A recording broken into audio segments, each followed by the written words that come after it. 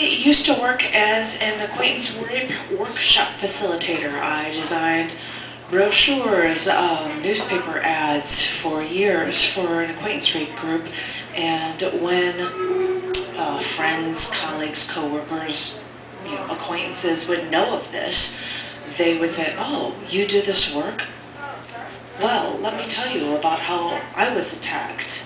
And suddenly, and I wanted to be able to do something for helping people by getting into this. And once I got into it, people knew that I was involved with it, and a lot of people would just come out and say, by the way, I was raped when I was 13. I was raped when I was 16. This and this happened to me. I had a guy say to me, I've got somebody that beat me up because I raped his girlfriend, and they were probably right. And it's frightening because you want to be able to make a difference, and you think things are getting better.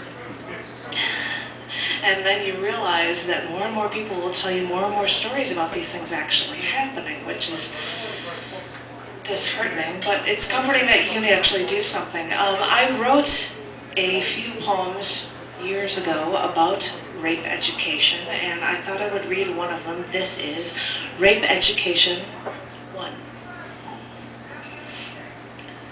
I sat in on a seminar being held in a university about acquaintance rape. When the woman behind the podium asked if there were any other questions, a woman raised her hand. She was a pretty woman. She asked what a woman could do through the university to prosecute the man. She sounded tough. She sounded professional. And then the woman behind the podium asked if this woman was raped. And she said, yes. And the woman behind the podium empathized with her, told her that she was raped when she was 13. Told her that she could go to a certain department at the university, that they could bring a hearing on him. And then the woman behind the podium asked, well, if you don't mind my asking, when did this happen to you? And by the tone of the woman's voice, she was so calm, so collected, I expected her to say a few years ago. And her response was, 6 days ago.